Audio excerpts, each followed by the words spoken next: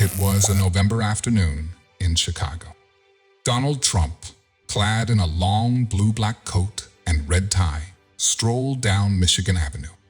He was in town for a meeting, but had decided to walk back to his hotel to take in the city's energy. As he passed a corner near Millennium Park, something made him pause. On the sidewalk, sitting hunched against a building, was a woman, and her hands trembled as she held a cardboard sign that read, "Veteran in Need. Please, help." Trump stopped in his tracks, ignoring the bustling crowd around him. He was struck by the woman's weary eyes. He approached her slowly, drawing curious glances from passersby. "Mom," Trump said, "what's your name?" The woman looked up, startled. She hadn't expected anyone, let alone someone like Donald Trump. "It's Teresa," she replied hesitantly.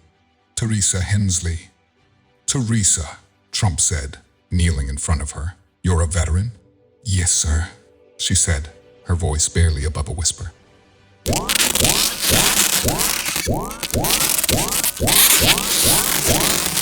Before we continue, make sure to subscribe, hit the like button, and click the notification bell for more amazing stories. Served in the Army for 12 years.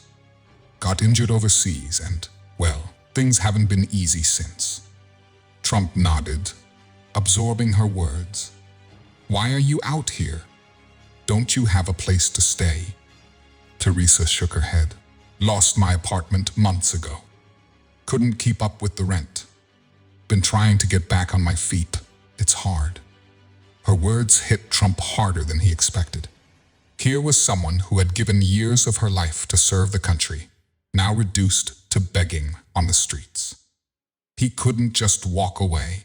He reached into his pocket and pulled out his phone. "Teresa, stay right here," he said firmly. "We're going to fix this." Trump stepped a few feet away and dialed a number. On the other end, his longtime assistant, Margaret, picked up immediately. "Margaret," Trump said quickly, "I need you to find the nearest hotel with availability. And call a doctor, someone who can do a quick checkup. Tell them it's urgent." "Right away, Mr. Trump," Margaret responded without hesitation. Trump returned to Teresa, who was watching him with a mix of confusion and cautious hope. "Help is on the way," he assured her. "But first, let's get you something warm to eat."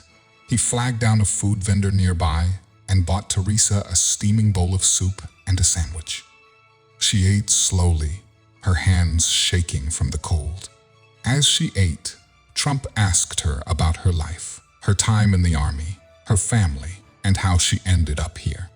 Teresa told him about her deployments, the friends she had lost, and the injury that had ended her career. She spoke of how the transition to civilian life had been tougher than she had imagined.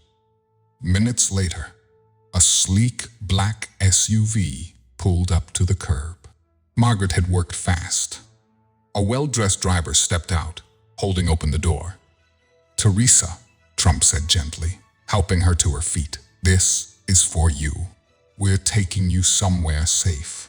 Teresa hesitated. "Why are you doing this, Mr. Trump? You don't even know me." Trump looked her in the eye.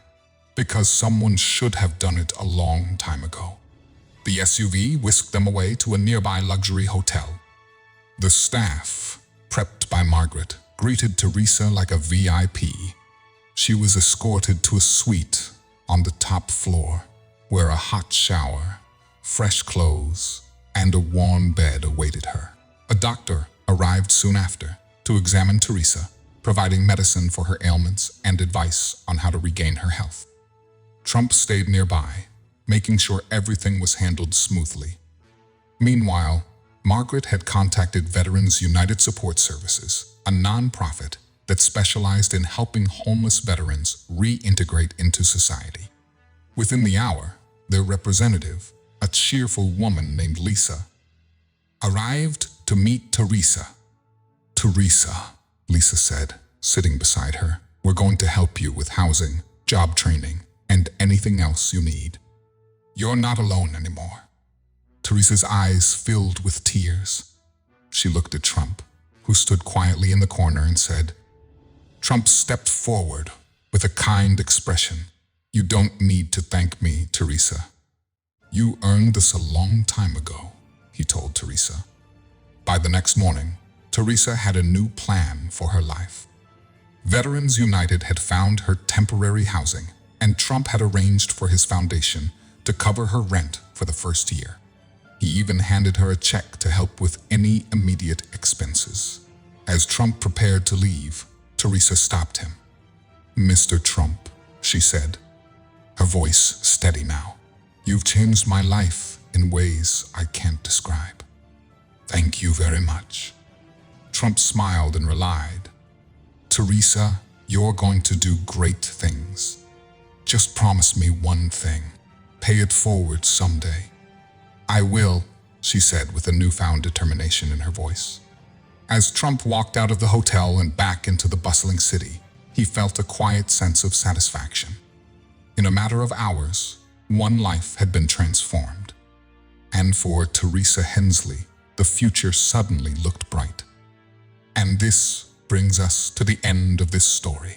Thank you for watching till the end. I hope you enjoyed the story. If you did, don't hesitate to like the video and share it with your friends too. Subscribe to our channel, turn on the notification bell for more fascinating stories. Have a nice day.